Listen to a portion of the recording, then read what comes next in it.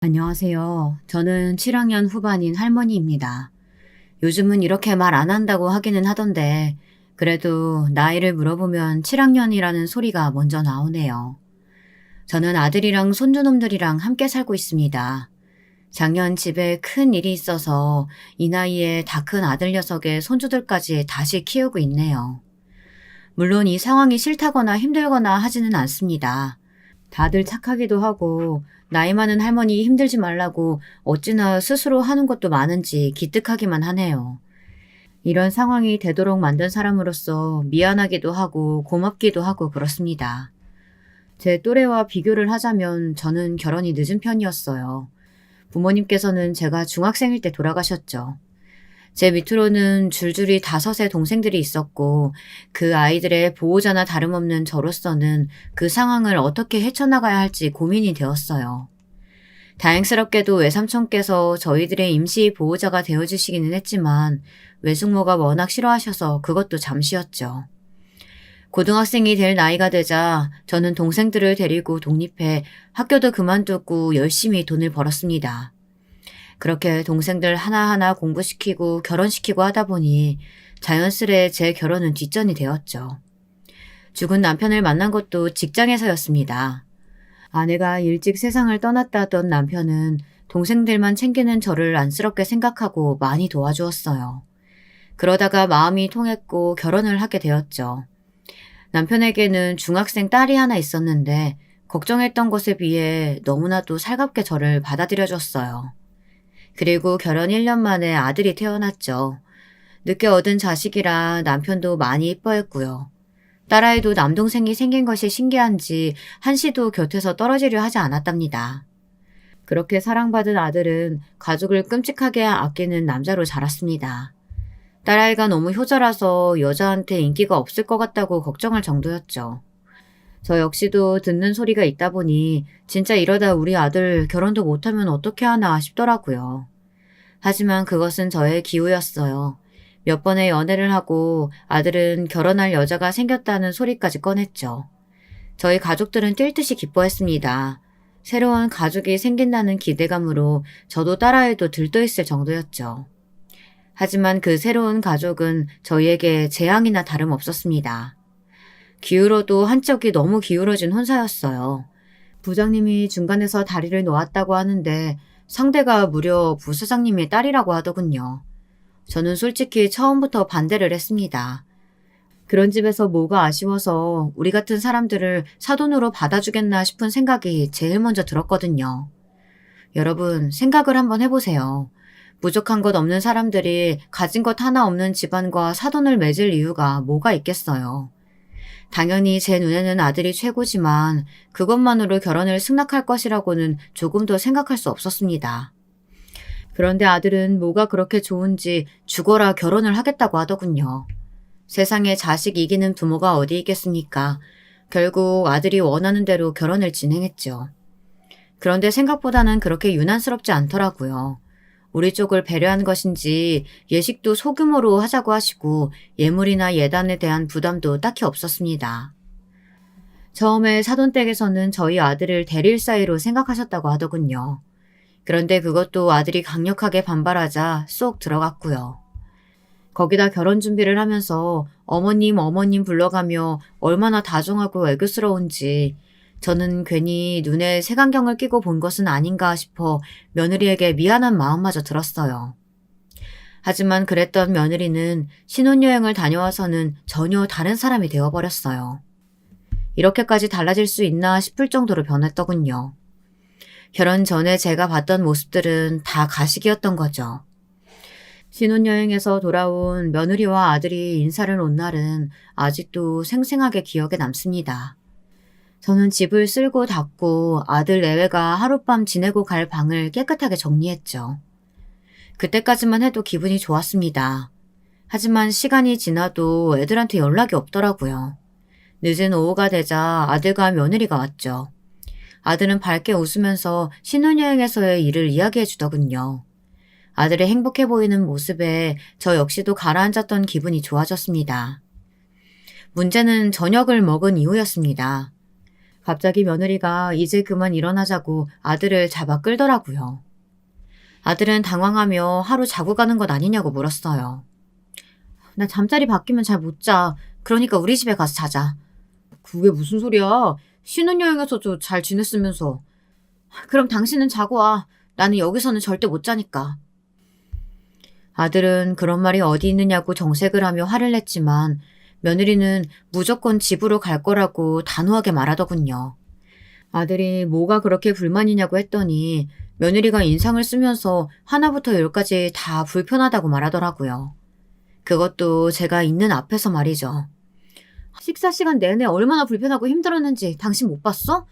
나 제대로 먹지도 못했어. 어머님, 진짜 제가 이런 말은 안 드리고 싶은데요. 제가 돌려 말하기를 못해서요. 무슨 음식간을 그렇게 세게 하세요? 누가 요즘 그렇게 먹어요? 그렇게 먹다가는 죽어요, 죽어. 당신 지금 무슨 소리 하는 거야? 음식이 어때서? 말 조심해. 내가 말했지. 직설적으로 말하는 거랑 개념이 없는 거랑은 다른 문제라고. 당장 어머니께 사과드려. 내가 무슨 틀린 말 했어? 그리고 여기서 어떻게 자라는 거야? 매트리스도 엉망이고 이불은 어땠는지 봤어? 촌스러운 그 꽃무늬. 징그러워서 어떻게 여기서 자. 당신도 이런 곳에서 구질구질하게 있지 말고 우리 집으로 가자. 아주머니가 저녁 다 차려주신대. 당신 진짜 이럴래? 아들과 며느리는 제가 앞에 있다는 것도 잊은 듯이 소리를 높이기 시작했죠. 저는 며느리의 말에 정신이 혼미할 지경이라 두 사람을 말릴 생각도 못했습니다.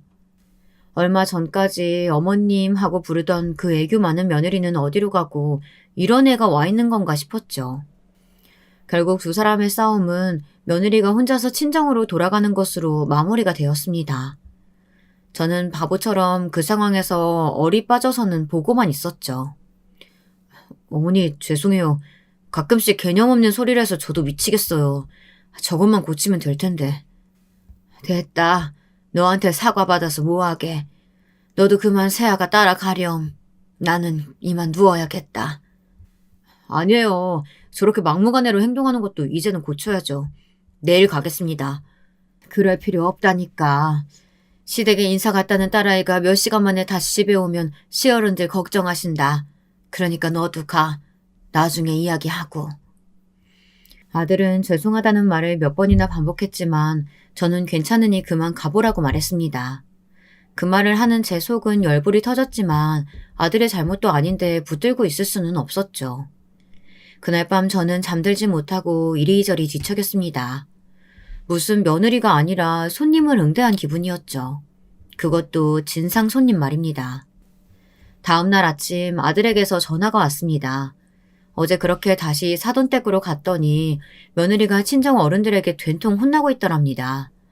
사돈 어른께서 정말 죄송하다고 전해달라고 말하면서 말이죠. 저녁에 며느리와 함께 와서 사과를 하겠다고 말하더군요. 저는 그래도 사돈 어른들이 며느리 편을 들지 않았다는 사실에서 약간의 안도감을 느꼈습니다. 만약 며느리 편을 들었더라면 앞으로 아들의 결혼 생활이 손에 잡힐 것처럼 생생하게 상상이 되더군요. 저녁에 집으로 다시 돌아온 며느리는 죄송하다는 말을 꺼냈어요. 그런데 그 모습이 마지못해 하는 것처럼 보였습니다. 여전히 자신이 뭘 잘못했는지 모르는 눈치였죠. 아니 자신의 잘못은 없다고 생각하는 것 같았습니다. 다만 집에서 어른들이 화내고 아들 녀석이 큰 소리를 내다 보니 그냥 사과하고 넘어가자 딱 그런 인상이었죠. 제가 이미 며느리를 삐뚤게 보고 있어서 그런 느낌이 들었는지는 모르겠습니다. 하지만 얼마 되지 않아 제 생각이 맞았다는 것을 알 수 있었습니다. 그 사건이 터지고 한두 달은 조용히 지나갔습니다.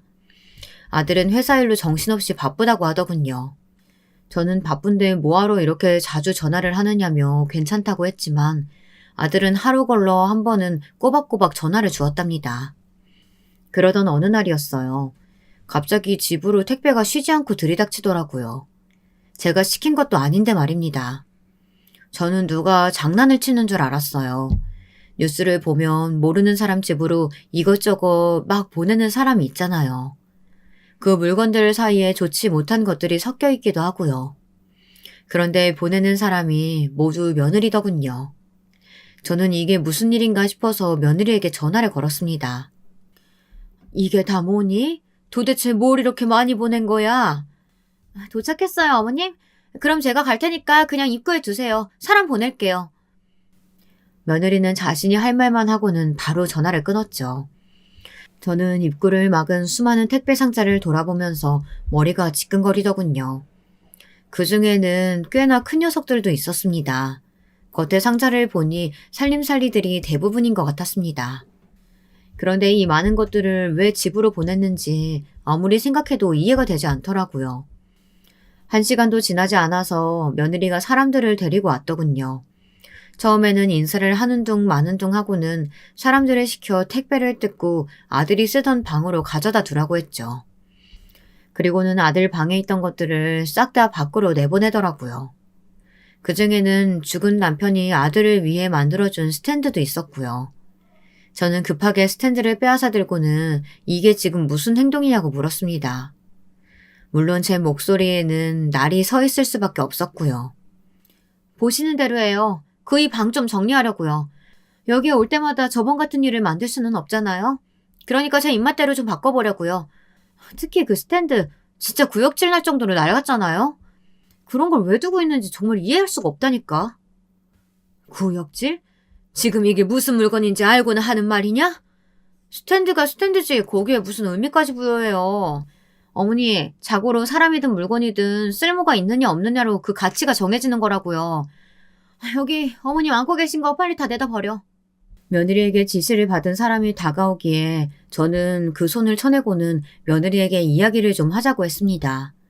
사람들 앞에서 언성을 높이고 싶은 마음이 조금도 없었거든요. 며느리에게 그런 것이 먹혀 들어갈 것 같지도 않았고요. 며느리는 인상을 찡그리더니 알겠다고 말하고는 사람들을 밖으로 내보냈죠. 저는 흥분하지 않으려고 조심하면서 이야기를 꺼냈습니다. 불편한 거 많아서 바꾸고 싶어하는 네 마음은 이해한다. 익숙한 것이 좋으니까 바꾸고 싶겠지. 그런데 이렇게 하는 거 네 남편은 알고 있니? 이야기는 하고 온 거야? 고작 이런 것도 이야기해야 돼요? 그냥 제가 하고 싶으면 하는 거죠. 그이한테는 다 끝나고 이야기하면 되죠, 어머님. 그래, 그럼 그 부분은 두 사람 문제니까 알아서 하고. 이 스탠드는 죽은 너희 시아버지가 네 남편한테 만들어준 물건이야. 네 남편이 이걸 얼마나 애지중지하는지 알고는 있니? 아버지가 남겨준 유일한 것이라고 작동도 안 되는 걸 지금까지 가지고 있었어. 신혼집 완성되면 가져간다고 복원하고 있었던 거고. 몰랐니? 이런 걸 집으로 가져온다고요? 세상에 미쳤나 봐. 며느리는 제 설명이 들리지도 않는지 이렇게 낡은 물건을 어떻게 자신들의 신혼집에 들여올 수 있느냐고 열변을 토하더라고요. 뒷목이 뻣뻣해지는 것이 느껴졌지만 저는 참을성 있게 물었습니다. 이렇게 의미 있는 것을 낡았다고 버릴 수 있겠느냐고요. 그런데 제 질문에 며느리의 답변이 정말 가관이더군요. 어머님, 그런 사소한 것에 미련 두면 큰일 못해요. 앞으로 그이 점점 날개 달고 올라가야 하는데 고작 감성놀이나 할 시간이 어디 있어요. 어머니도 괜히 그이 앞에서 그런 말씀 하지 마세요. 저도 단단히 단속할 테니까요. 너한테는 죽은 시아버지 유품이 고작이란 말이냐? 됐다. 다 필요 없으니까 가져온 것들 다 가지고 썩 나가라. 여기 오고 싶지 않으면 올 필요도 없어. 누가 와달라고 했어? 당장 나가! 어머니, 이성적으로 생각하세요. 제가 틀린 말 한 것도 아니잖아요. 당장 들고 다 나가라니까! 며느리는 이해할 수 없다는 표정으로 계속해서 뭐라고 말을 했지만 제 귀에는 더 이상 들리지 않았습니다. 저는 소금까지 가지고 나와서 한 바가지 뿌리기 전에 나가라고 소리를 질렀죠. 며느리는 어처구니 없다는 표정으로 나가더군요. 그 와중에 또 택배는 그대로 두고 나가는 것이 화가 나서 저는 가진 힘을 다 동원해 밖으로 내보냈습니다. 며느리가 가고 나서도 화가 가라앉지 않았던 저는 숨을 몰아쉬며 소파에 몸을 기대고 누웠어요. 머리가 지끈거리더군요. 그날 일은 아들에게 말하지 않았습니다. 제 입에 올리기도 부끄러웠거든요. 며느리도 딱히 이야기를 하지 않은 모양이더라고요. 다만 며칠 뒤에 아들이 스탠드를 가져가겠다고 왔을 때 차마 그 손에 넘겨줄 수 없어 나 죽고 나면 그때 가져가라고 하면서 거절했을 뿐입니다. 그 뒤로 저와 며느리 사이는 냉랭했습니다. 정확히 말하면 저만 그렇게 느꼈을 거예요. 며느리는 아무 일도 없었던 사람처럼 행동했거든요. 저는 그날의 일을 잊을 수 없었는데 며느리는 벌써 싹 다 잊은 모양이었죠. 몇 달의 시간을 그렇게 보냈습니다. 저는 아들 내외가 집에 온다고 하면 됐다고 밖에서 보자고 하거나 피곤하니 오지 말라고 하면서 며느리와 부딪히는 시간을 가지지 않으려고 노력했어요. 그러던 어느 날이었죠. 꽤나 추운 겨울날이었습니다. 문화센터에서 함께 사군자를 배우는 친구들끼리 전시회를 갔다가 저녁까지 먹고 집에 돌아오는 길이었어요. 빙판길에서 중심을 제대로 잡지 못한 제가 그만 크게 다치는 사고가 있었습니다. 넘어지면서 팔을 잘못하는 바람에 팔이 부러지고 말았죠. 거기다 인대까지 늘어다 움직일 수가 없는 상황이었습니다. 구급차를 불러 병원으로 가면서 같이 있던 친구가 아들에게 전화를 걸었더라고요. 곧 아들이 놀란 얼굴을 하고 병원으로 달려왔습니다. 그런데 아들의 복장이 평소와는 조금 달라 보였어요. 목에는 타이까지 해서는 고급스러운 정장으로 한껏 멋을 부렸더군요. 거기다 함께 온 며느리의 모습까지 보고 나니 무슨 파티가 있었던 모양이구나 싶었어요. 이게 다 무슨 일이에요? 어머니, 많이 다치셨어요? 머리를 부딪힌 건 아니고요? 그냥 좀 넘어졌어. 뭐하러 여기까지 와? 너희 누나 오면 되는데. 어머니 다치셨다는데 어떻게 안 와요? 정말 괜찮으신 거 맞아요? 사진이라도 좀 찍어봐야 하는 거 아니에요? 의사 선생님께서 괜찮다고 하셨으니까 너무 걱정하지 말고 괜히 너까지 놀라게 했네. 아들은 의사 선생님께 직접 괜찮다는 소리를 듣고 나서야 안도의 숨을 내쉬었습니다. 그 모습을 지켜보던 며느리가 뾰루퉁한 얼굴을 하고는 이 늦은 시간까지 밖에 계시면 어떻게 하느냐고 하더군요. 짜증이 잔뜩 섞인 말투로 이야기하는데 너무 꼴보기 싫더라고요. 저는 며느리의 말에는 대꾸도 하지 않고 아들에게 괜찮으니 이만 들어가 보라고 했습니다. 마침 딸아이까지 병원에 도착하기도 했고요. 아들은 좀 더 있겠다고 했지만 저는 괜찮다고 떠밀다시피 아들 내외를 내보냈습니다. 며느리가 빨리 돌아가야 한다고 재촉을 했지만 아들은 미련이 남는지 좀처럼 나가질 않았죠. 다음 날 며칠은 더 병원에서 지내며 회복을 지켜보자는 말을 듣고 다행이다 하고 있는데 병실로 며느리가 들어오더라고요. 아직은 냉랭한 사이였기에 반갑게 인사하는 며느리에게 부드럽게 말이 나오지 않았죠. 며느리는 들어오자마자 제게 할 말이 있다고 하면서 시간을 좀 내달라고 말했습니다. 적어도 시어머니 병실에 들어오면서 첫마디로 안부를 묻지는 못할 망정 할 말이 있다고 하는데 참 어이가 없더군요. 이제는 화가 나지도 않을 지경이었어요. 저는 무슨 할 말이 있느냐고 하고 싶은 말 있으면 해보라고 말했습니다. 그랬더니 며느리는 기다렸다는 듯이 가방에서 커다란 봉투를 꺼내 제게 내밀었습니다. 저는 무슨 봉투인가 싶어 안을 열어보고는 깜짝 놀라고 말았어요. 서류 안에는 부동산 계약서가 들어있었거든요. 저는 무슨 의도로 이런 것을 제게 주느냐고 물었습니다. 그랬더니 며느리 입에서는 상상도 할 수 없는 말이 튀어나왔어요. 어머님 연세도 있으신데 공기 좋은 곳으로 이사 가시는 거는 어때요? 딱히 하시는 일이 있는 것도 아닌데 여기 있으나 고향으로 가시나 큰 차이도 없으시잖아요. 어머니 고향으로 가신다고 하면 집이라도 제가 하나 해드릴게요. 알아보니까 얼마 하지도 않더라고요. 섭섭지 않은 크기로 해드릴게요. 원하신다면 가정부 두셔도 좋고요. 지금 나더러 아예 눈앞에서 사라져라 그런 의미냐? 내가 왜 그래야 하는데? 어머니 저한테 자격지심이라도 있으세요? 제가 좋은 의도로 이야기했는데 왜 그렇게 나를 세우고 반응하세요? 그리고 어디 이게 저 좋자고 하는 일인 줄 알아요? 다 그이 좋으라고 하는 말이죠. 며느리는 아들을 위해서라고 하는데 제가 이사를 가는 것과 아들과 무슨 연관성이 있는지 저는 조금도 이해할 수가 없었습니다. 제가 답을 안 하고 있자 며느리는 한숨을 내쉬며 어젯밤의 일을 이야기하더군요. 어제 며느리와 아들은 본사에서 온 사람들과 함께 파티를 즐기고 있었다고 하더라고요. 사돈어른이 워낙 아들을 예뻐하시는 터라 데리고 다니면서 사람들에게 인사를 시키고 있었는데 제가 다쳤다는 소리에 뒤도 돌아보지 않고 파티장을 빠져나왔다고 하면서 며느리는 원망 섞인 얼굴로 저를 바라보았어요. 그 기회가 쉽게 오는 것도 아닌데 제가 다 망쳤다고 하면서 점점 짜증을 내기 시작했죠. 그러게 나이도 있으신 분이 늦은 시간에 밖에는 왜 다니시는데요? 그렇게 다니실 거면 택시라도 타시던가요. 뭐하러 걸어 다니시다가 이사단을 만드세요? 아니 크게 다친 것도 아니라는데 하필 그 타이밍에 그이한테 연락을 하셔서는. 어제 어머님 때문에 그이가 얼마나 좋은 기회 날렸는지 아시냐고요. 그런 일이 있었는지 내가 사전에 알고 있었던 것도 아닌데 그게 왜 내 탓이니?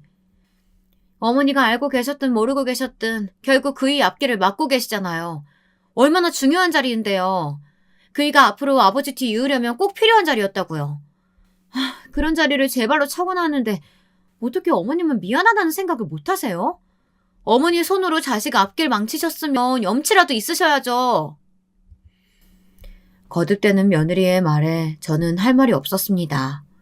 물론 제가 다치고 싶어서 다친 것도 아니지 않습니까? 따지고 들면 제 탓이라고 할 수도 없지만 아들이 중요한 자리를 박차고 나왔다는데 마음이 편할 리가 없었죠. 며느리는 제가 아무 말도 못하고 있자 자신이 알아서 이사 준비를 할 테니 태어나면 바로 옮기라고 말하고는 자리에서 일어났습니다. 저는 고향으로 돌아가는 문제는 제가 알아서 하겠다고 했어요. 며느리는 그렇게까지 자신을 나쁜 사람으로 만들고 싶냐고 하면서 줄 때 받으라고 하더군요. 저는 더 이상 며느리와 마주하고 싶은 생각이 사라져 그만 나가라고 말했습니다. 며느리는 빨리 결정하라고 하고는 나가버렸죠. 병실에 혼자 남은 저는 눈물이 났습니다. 며느리한테 저런 소리까지 들어야 하나 싶기도 하고 아들이 저 때문에 중요한 자리를 끝까지 못 지켰다는 사실에 미안한 마음도 들었죠. 저는 딸아이에게 전화를 걸어 고향으로 내려가고 싶다고 말했어요. 딸아이는 시골에 가서 어떻게 살려고 마음에도 없는 그런 소리를 하느냐고 하더군요. 마음 같아서는 며느리와 있었던 일을 다 이야기하고 싶었지만 결국에는 제 얼굴에 침 뱉기나 다름없겠거니 싶어 말을 아꼈습니다. 그저 죽은 너희 아버지에게 가까이 있고 싶다는 말만 했죠. 딸아이는 제가 그렇게 말하면 반대할 명분이 없지 않느냐고 투덜거리더니 자신이 알아보겠다고 하더군요. 저는 무거운 마음으로 고향으로 내려갔습니다. 며느리가 준비해줬다는 것들은 단 하나도 건들지 않았고요. 아들은 몸이 불편한데 어디 가느냐고 잡았지만 저는 고집스럽게 내려가겠다고 말했어요. 어머니, 인프라도 제대로 되어 있지 않은 곳에 왜 가신다고 그래요? 그러지 마시고. 여보, 아버님 가까이 있고 싶으시다잖아요. 그럼 마음 헤아려 드리자고요, 우리가. 며느리는 가증스럽게 아들을 위로하며 부드럽게 말했습니다. 어찌나 자연스럽게 가증을 떠는지 차라리 배우를 했어도 성공을 했겠다 싶더군요. 며느리는 아들에게 자주 사람을 보내 제 생활에 불편함이 없도록 하겠다는 말로 아들을 달래고는 저를 바라보았습니다. 저는 1분 1초도 며느리와 시선을 맞추고 싶지 않아 아직 완벽하게 낫지도 않은 몸으로 딸아이의 차례에 올라타고서는 밖으로 눈길 한 번 주지 않았어요. 그렇게 자의반 타의반으로 고향에 돌아온 저는 한동안 마음이 힘들었습니다. 며느리의 말이 머릿속에서 떠나지를 않았거든요. 그래도 시간이 약이거니 하고 오랜만에 돌아온 고향에서 조금씩 기운을 차리고 있었죠. 며느리 말이 틀린 것은 아니었는지 제가 고향으로 내려오고 나서 얼마 지나지 않아 아들이 승진을 했다는 소식을 들었습니다. 동기 중에서는 독보적이라고 하더군요. 운이 트였기 때문에 앞으로 더 잘 될 것이라고 말하는 며느리를 보면서 저는 뭐라 할 말이 없었습니다. 아들이야 그 말의 의도가 무엇인지 모르고 있었겠지만 저는 정확하게 알고 있었기 때문이죠. 저와 며느리의 사이는 이제 손 쓸 수 없을 만큼 멀어져 갔습니다. 그랬던 저희 둘이 결국 파국으로까지 가게 된 것이 바로 작년의 일 때문이었어요. 첫 시작은 아들이 제게 건강검진을 받아보는 것이 어떻겠느냐고 권하면서부터였습니다. 저는 아픈 것도 없는데 무슨 건강검진을 받는다고 하냐며 괜찮다고 했지만 아들은 이번이야말로 꼭 받게 하겠다고 하더니 병원 예약까지 잡았더라고요. 딸아이도 계속 미루지 말고 받아보라고 성하기에 못 이기는 척 올라왔죠. 아니 무슨 검사할 것이 그렇게나 많은지 건강검진이 끝나기도 전에 기운이 없어 쓰러지겠더라고요. 진이 다 빠지는 것 같았죠. 겨우 검사를 끝내고 다시 고향으로 내려가려는데 이번에는 딸아이가 며칠만이라도 좀 있다 가는 것이 어떻겠느냐고 잡더라고요. 최근 가게를 재오픈했는데 저더러 구경도 할 겸 자기랑 있자고 말이죠. 저야 오랜만에 딸아이 얼굴도 보고 하니 좋아서 그렇게 하겠다고 했습니다. 처음에는 일주일이었는데 어느새 한 달이라는 시간이 지나갔어요.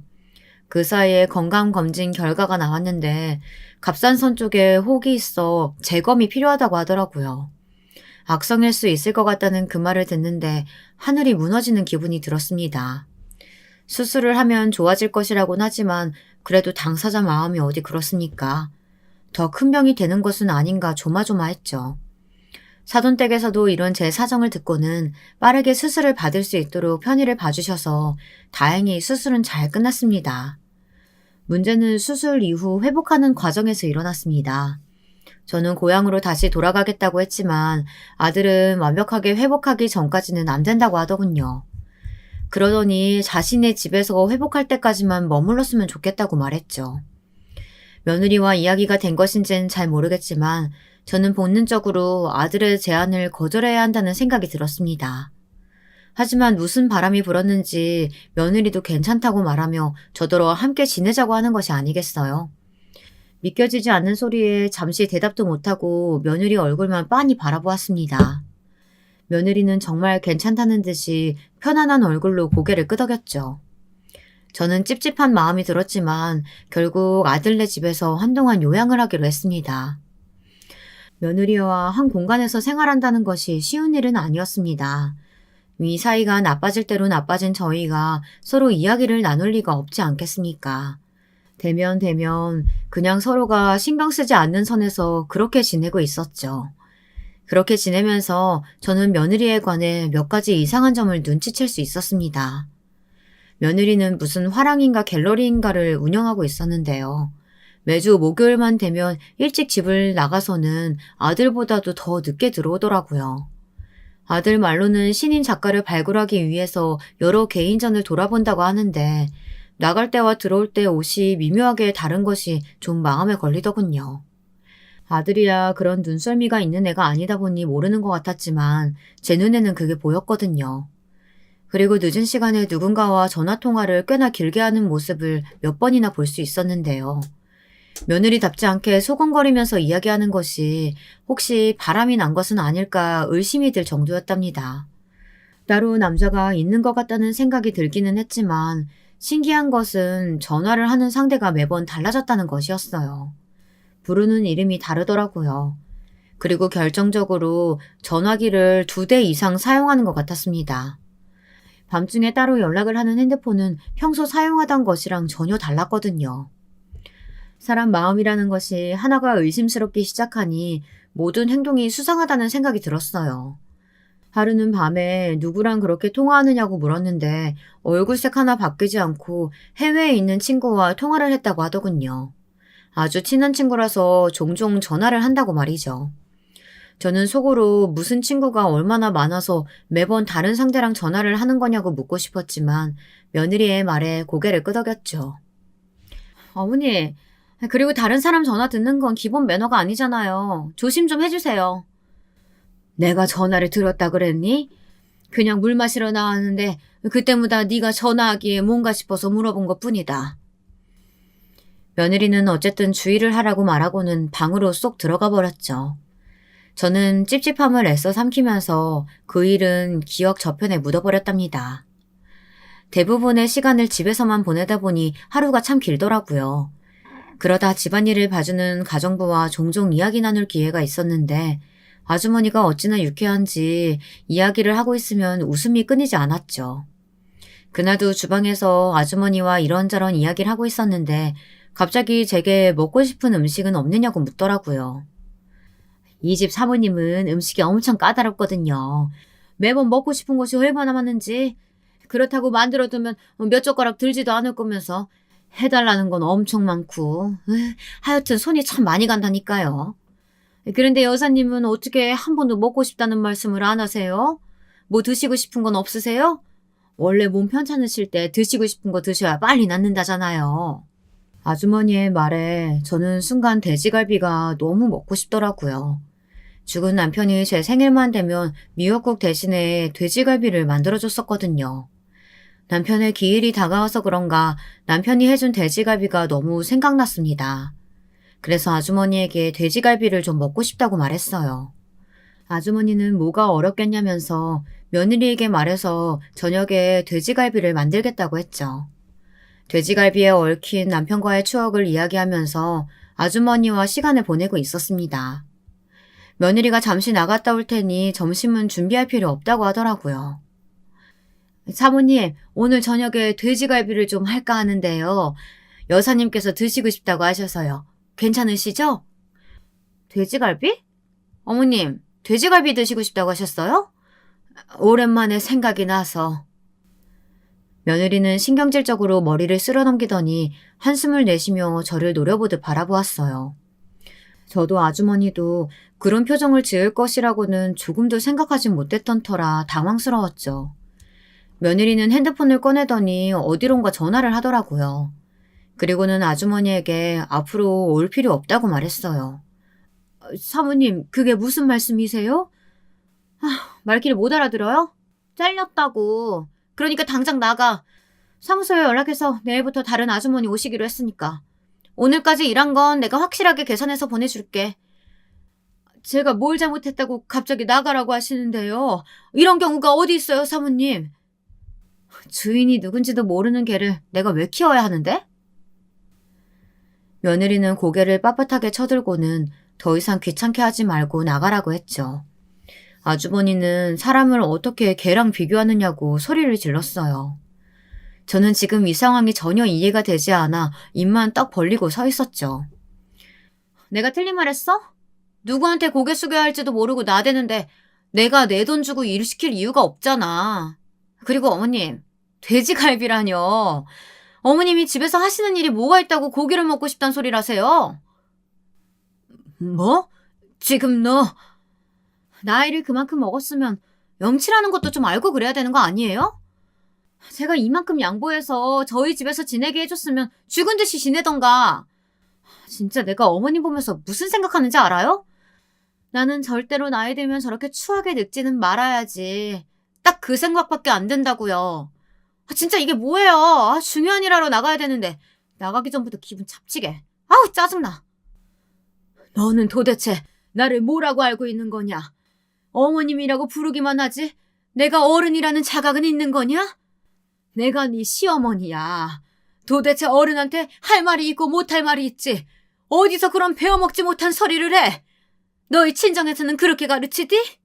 며느리는 제 말에 눈을 뾰족하게 뜨더니 어디서 자신의 부모를 욕하느냐며 이렇게 편하게 사는 것이 누구 덕인데 부끄러움도 모르냐고 소리를 질렀죠.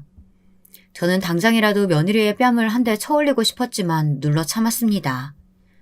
왜요? 한 대 치시게요? 이래서 못 배운 인간들하고는 상종하지 말라는 거지. 야만적이게 손부터 올리려고. 어떻게 이런 집구성에서 그이 같은 사람이 태어난 건지 알 수가 없다니까. 어머니, 제가 이 정도 대우해드릴 때 얌전하게 지내세요. 자식 앞길 막는 걸로도 모자라서 이제는 똥인지 된장인지 구분도 못한다는 소리까지 듣지 마시고요.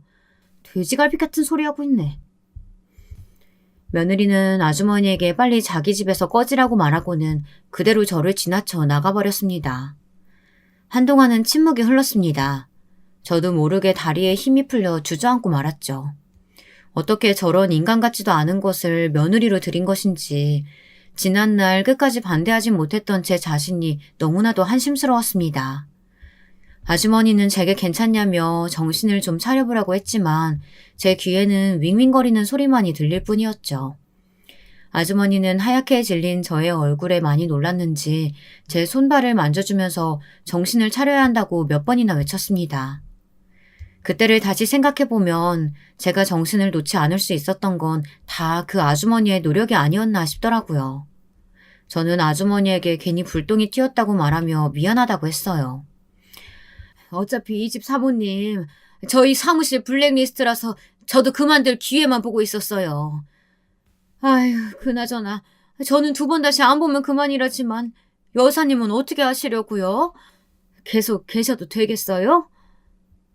저도 이대로는 못 참겠네요. 제가 아는 모든 수를 동원해서 대가를 치르게 만들려고요. 늙었다고 아무것도 못할 줄 알았겠지만 두고 보면 알 겁니다. 저는 독하게 마음을 먹고 아주머니에게 그동안 고마웠다고 말했어요. 아주머니께서는 혹시나 도움이 필요하면 말하라고 하시면서 짐을 싸서 나갔죠. 저 역시 딸아이의 집으로 옮기기로 했고요. 딸아이는 이게 다 무슨 일이냐고 했지만 저는 대답하지 않았어요. 제 머릿속은 이미 며느리를 어떻게 처단해야 하나 그것만으로도 가득 찼었거든요. 다음 날 저는 과거 문화센터에서 알게 된 김군을 만나러 갔습니다. 약속 장소로 가니 꽤나 근사한 사무실이더군요. 김군은 저를 보자마자 허리를 푹 숙이며 오랜만이라고 인사를 했습니다. 문화센터에서 사군자를 배울 때 다 할머니, 할아버지였는데 유일하게 김군만 혼자만 청년이었어요.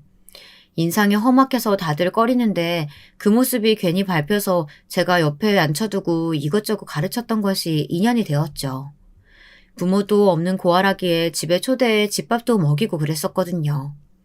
김군은 갑상선 수술을 했다고 들었는데 괜찮으시냐고 묻더군요. 도대체 그 소식은 어디서 들었는지 소문도 빠르다고 했더니 해맑게 웃으면서 창문을 가리키며 말했죠. 창문에는 큼지막하게 흥신소라는 글자가 적혀 있었어요. 그걸로 돈 벌어먹고 사는데 그럼 그 정도는 알고 있어야죠. 안 그래도 갑자기 고향으로 가셔서 섭섭했는데 이렇게 다시 뵙게 돼서 정말 다행입니다.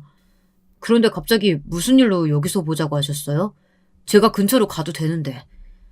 내가 일을 좀 부탁하려고.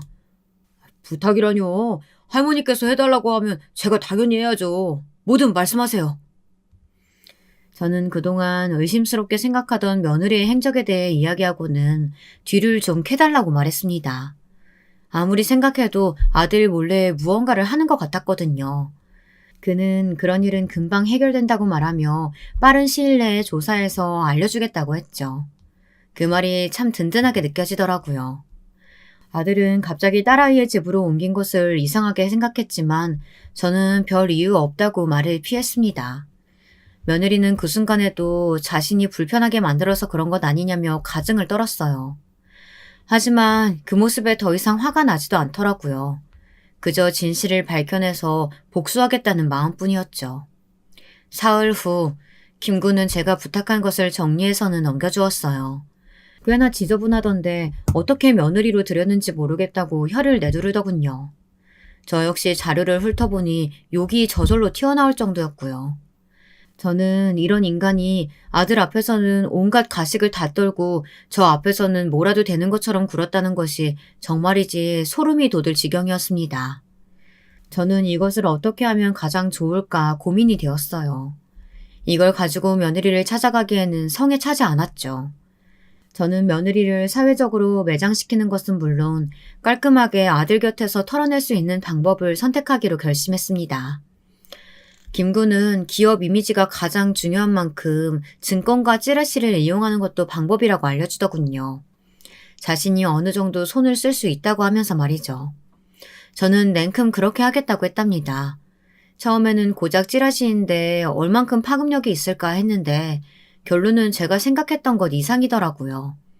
김군은 자기들끼리 이 찌라시의 주인공이 누구냐 축축도 해가면서 그들만의 세상에는 소문이 쫙 퍼진다고 말했어요. 그리고 그 주인공으로 며느리의 이름이 종종 등장하고 있다고 제게 귀띔을 해줬습니다. 저는 소문이 어느 정도 퍼진 것을 확인하고는 이혼 서류와 함께 회사로 찾아갔어요. 사돈을 만나기 위해서였죠. 약속도 하지 않고 찾아가면 만나기 어렵지 않을까 고민했는데 의외로 바로 만날 수 있었어요. 며느리와 똑같은 족속이면 소송까지 불사할 정도의 각오로 찾아간 저는 대뜸 이혼 서류부터 내밀었습니다. 제 행동에 당연히 바깥 사돈은 당황한 기색이 역력했죠. 사돈, 이게 갑자기 무슨 소립니까? 이혼이라뇨. 둘 사이에 애가 둘이나 있는데 이혼이라뇨. 무슨 서운한 일이라도 있으셨습니까? 제가 아무리 무식해도 저 하나 서운한 일 있다고 아들을 이혼남으로 만들겠어요? 다 이유가 있어서겠죠. 그리고 그 아이들이 우리 아들 자식은 맞는 겁니까? 사돈, 말씀이 지나치십니다. 그럼 박서방 자식이 아니면 누구 자식이라는 거예요? 저는 헛웃음을 지으며 첫 번째 봉투에서 사진을 한가득 꺼냈습니다. 사진에는 며느리가 다양한 남자들과 진한 스킨십을 나누는 모습이 찍혀 있었어요. 김군이 어제까지 며느리를 따라다니면서 찍은 아주 따끈따끈한 사진들이었죠. 바깥사도는 튀어나올 정도로 크게 눈을 뜨고선 사진을 떨리는 손으로 들어올렸습니다. 그 모습에서 바깥사도는 며느리의 이런 미친 짓을 잘 모르고 있었음이 분명하구나 싶었어요. 그 댁따님은 신인 화가 발굴을 무슨 호스트바에서 하시나 봐요. 한두 군데를 다니는 게 아니던데요. 알아보니 호스트바에서 아주 큰 손으로 유명하시던데 이렇게 다니는 며느리 속에서 태어난 애들이 우리 손주가 맞을지 의문이네요. 이걸 도대체 사돈께서는 이런 걸 어떻게 손에 넣으신 겁니까? 그게 중요한 게 아니죠. 벌써 놀라시면 안 됩니다. 호스트바에서 즐긴 것 따위는 아무것도 아니니까요. 아마 최근에 엄청난 찌라시가 돌았다는 사실 들어보셨을 텐데요. 바깥사도는 제가 찌라시 이야기를 꺼내자 잠시 무언가를 생각하더니 벌떡 자리에서 일어났습니다. 저는 지금 생각하고 있는 것이 이것이 맞냐며 두 번째 사진을 탁자 위로 쏟아냈죠. 두 번째 사진은 처음보다 좀 더 농도 짙은 스킨십이 이어지고 있었어요. 다만 첫 번째와 다른 것이 있다면 두 번째 보여준 사진에는 처음부터 끝까지 며느리와 한 남자만 등장한다는 것이었죠. 사진을 확인한 바깥사도는 몸을 휘청이며 제대로 서 있지도 못했습니다. 당연히 그럴 것이 그 사진에 등장하는 남자는 며느리와는 사촌지간이더라고요. 입양을 했기 때문에 피는 섞이지 않았다고 해도 엄연히 같은 족보에 있는 사이인데 그게 정상적인 관계는 아니죠. 김군이 찌라시에 올린 내용도 바로 이 점이었고요. 바깥사도는 당장 며느리를 불러오라고 소리를 질렀습니다. 그리고는 고개를 푹 숙이고는 아무런 말도 하지 않았죠. 얼마 지나지 않아 제가 왔다는 소리를 들었는지 아들이 올라왔더군요. 아들은 난장판이 된 방을 가만히 보더니 바닥에 흩어진 사진을 줍기 시작했어요. 저는 당장이라도 아들을 말리고 싶었지만 언젠간 아들도 알아야 할 상황이란 생각에 가만히 아들의 움직임을 눈으로 쫓기만 했죠. 아들은 그 자리에 서서 사진을 뚫어져라 바라만 보더군요. 곧 며느리가 들어왔습니다. 저를 본 며느리는 예상치 못한 인물이 등장했다는 생각이 들었는지 눈을 동그랗게 뜨고 보더군요. 물론 그것도 잠시 무슨 일로 자신을 불렀느냐고 밝은 소리로 말했죠. 그때까지도 아들은 가만히 사진만 보고 있었어요. 며느리는 아들에게 다가가 무슨 일이냐고 물었어요. 바로 그때였어요.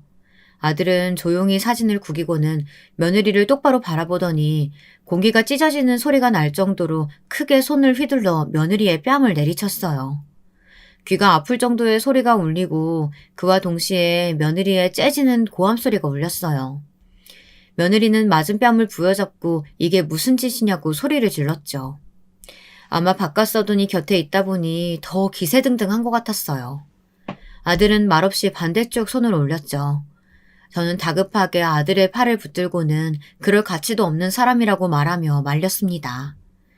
며느리는 가만두지 않겠다고 아들에게 삿대질을 했지만 아들은 굳은 표정으로 며느리를 노려보고만 있었죠. 이제 며느리는 바깥사돈을 바라보며 왜 가만히 있는 거냐고 소리를 지르기 시작했어요. 바깥사돈은 비틀거리며 몸을 세우더니 며느리에게 다가가서 반대쪽 뺨을 거칠게 내리쳤죠. 그제야 며느리는 무언가 잘못되어 간다는 생각이 들었는지 겁에 질린 얼굴을 하곤 바깥사돈과 저희를 번갈아가며 바라보았습니다.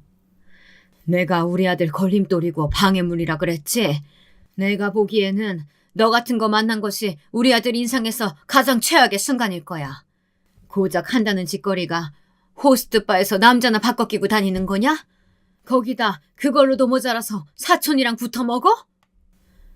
저는 며느리의 면전에다 제가 가지고 온 사진을 뿌리며 소리를 질렀습니다. 며느리는 허겁지겁 사진을 확인하더니 그대로 바닥에 주저앉더라고요. 저는 당장 이혼 서류에 도장을 찍으라고 말하면서 앞으로 두 번 다시 우리 아들 곁에 어슬렁거리지 말라고 말했습니다. 바깥사도는 두 손으로 얼굴을 가리고는 무너져 내리듯이 소파에 앉으셨고요. 아들은 피가 맺힐 정도로 강하게 주먹을 꼭 쥐고서는 한 글자 한 글자 이를 갈며 말했어요. 이혼으로 안 끝나. 이대로 내가 끝낼 것 같아? 지옥 끝까지 쫓아가는 한이 있어도 너랑 그 남자 용서하지 않을 거야. 차라리 죽여달라는 말이 나올 정도로 복수할 테니까 두고 봐. 여보, 그게 아니라 내가 진짜 잘못했어. 정말 불장난이야. 진짜 아무 사이도 아니야, 여보.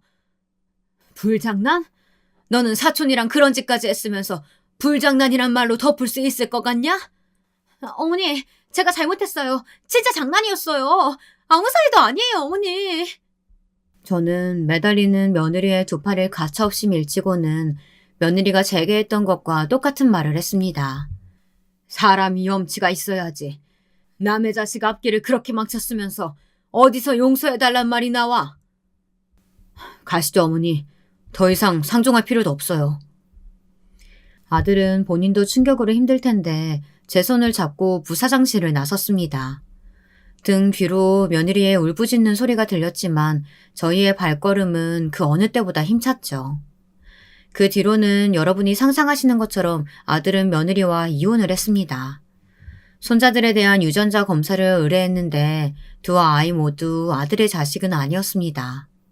심지어 두 아이의 아버지도 서로 달랐고요.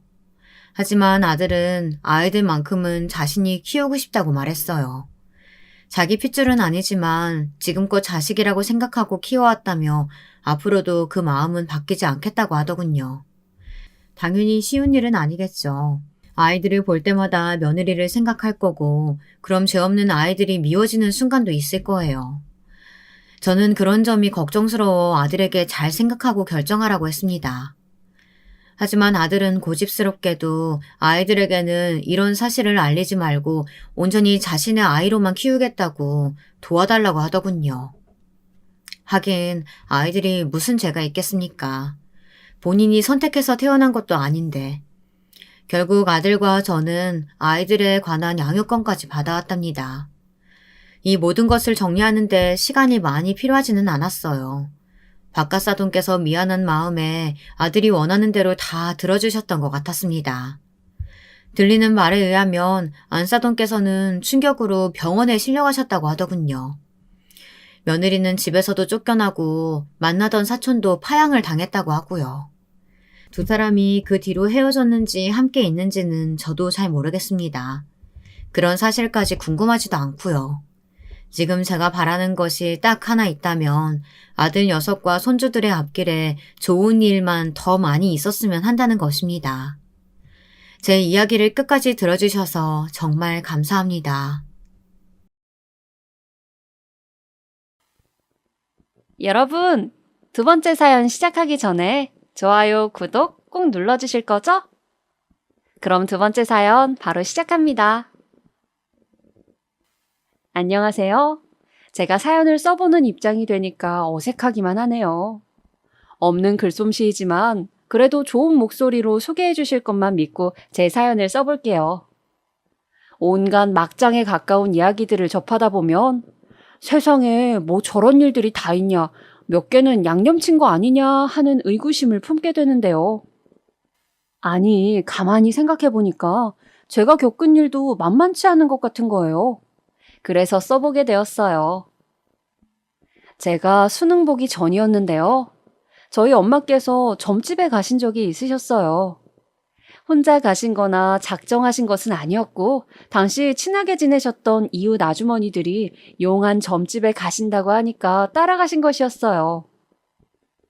이번에 우리 딸이 수능을 보는데 이왕지사 점집에 간다 그러니까 가서 우리 딸 수능 잘 붙는지 대학은 잘 갔는지 이런 것들이나 좀 물어봤으면 좋겠네. 이런 작은 바람을 속에 품으신 채로 말이죠. 그런데 가셨다가 좀 황당한 일을 겪으셨습니다.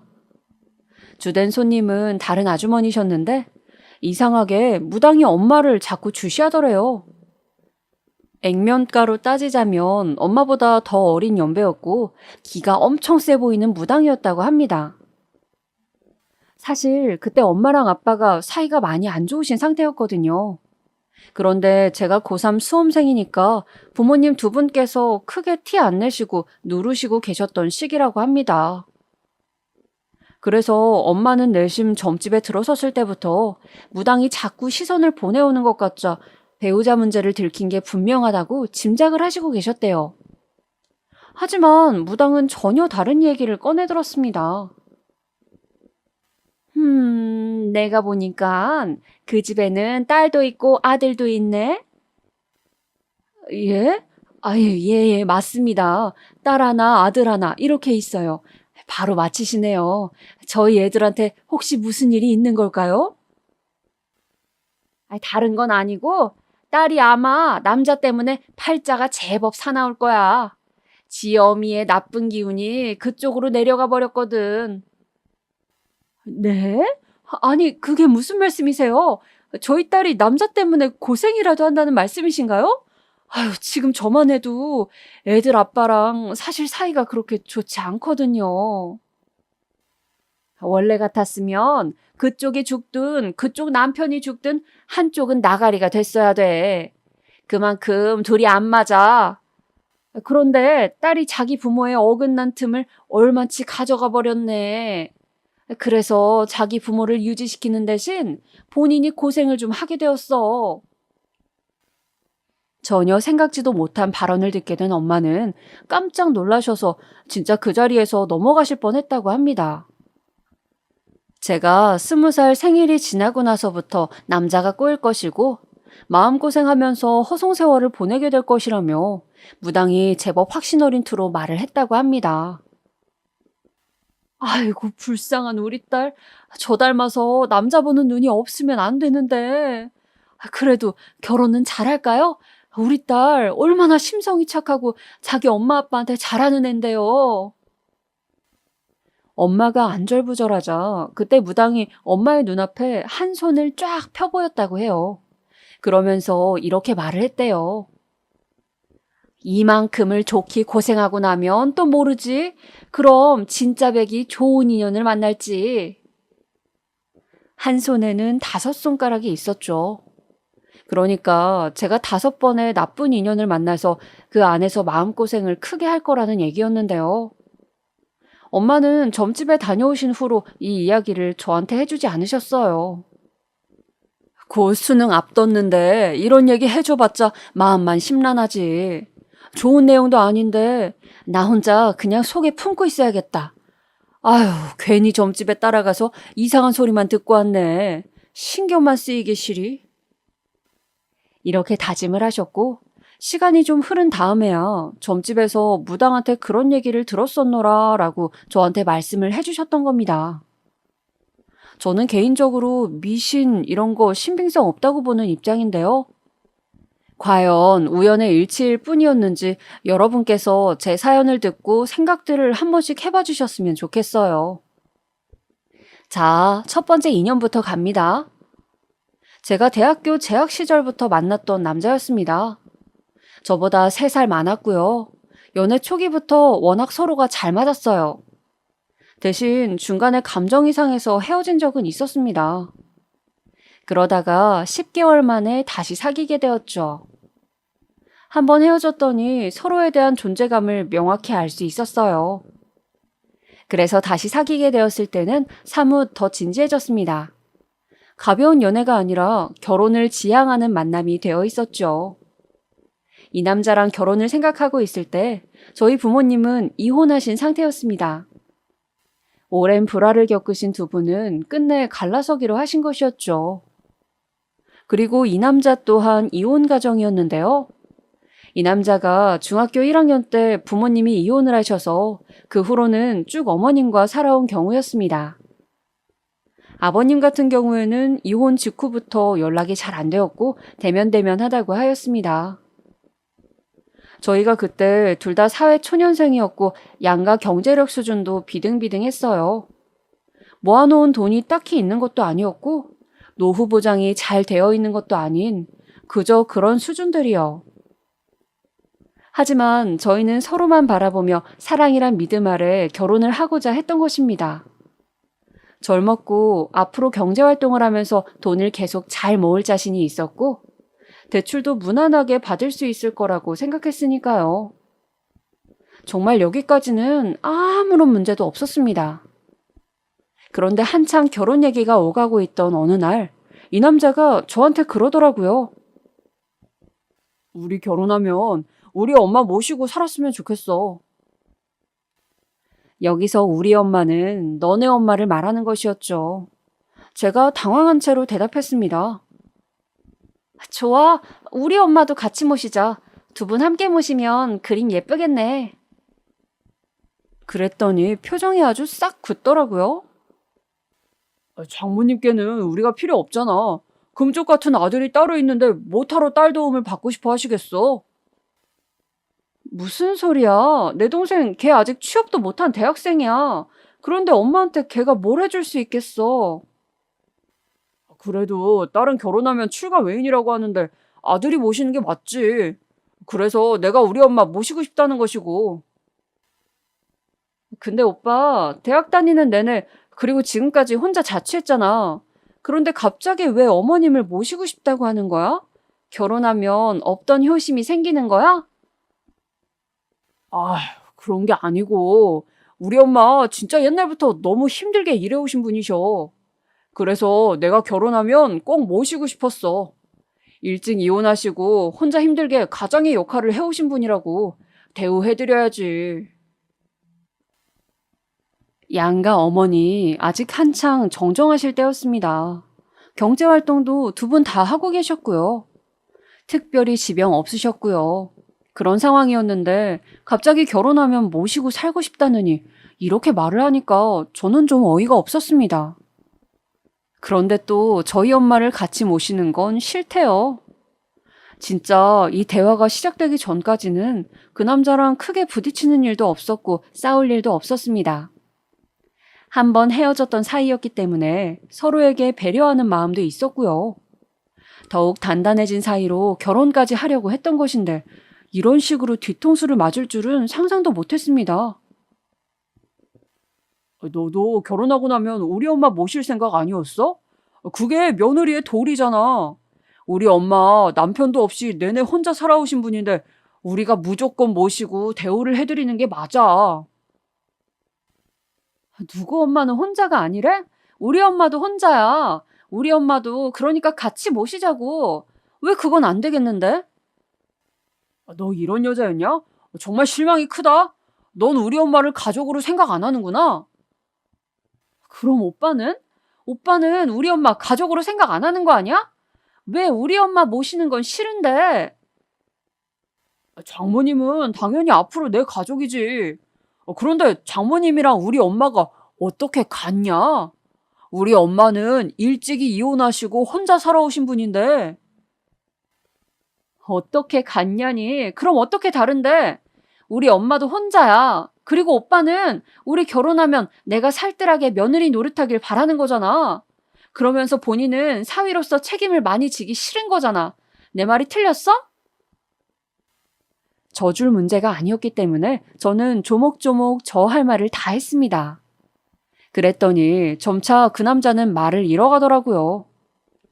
나이 어리고 사회 경험 아직 부족한 저랑 낼름 결혼해서 부려먹기라도 할 작정이었나 보죠. 그 이면을 알게 되니까 정말로 충격이 컸습니다. 인간적인 배신감이 들더라고요. 나는 오빠랑 부부가 되고 싶었던 것이지 시어머니의 며느리가 되고 싶었던 게 아니야. 지금까지 혼자 유유자적하게 살았으면서 결혼하고 나서 효자 노릇하고 싶다는 말이 진짜 웃긴다. 그리고 그 효도 나보고 하라는 거겠지. 나는 그럴 생각 없어. 그러면 뭐야? 지금 나랑 결혼 안 하겠다는 얘기야?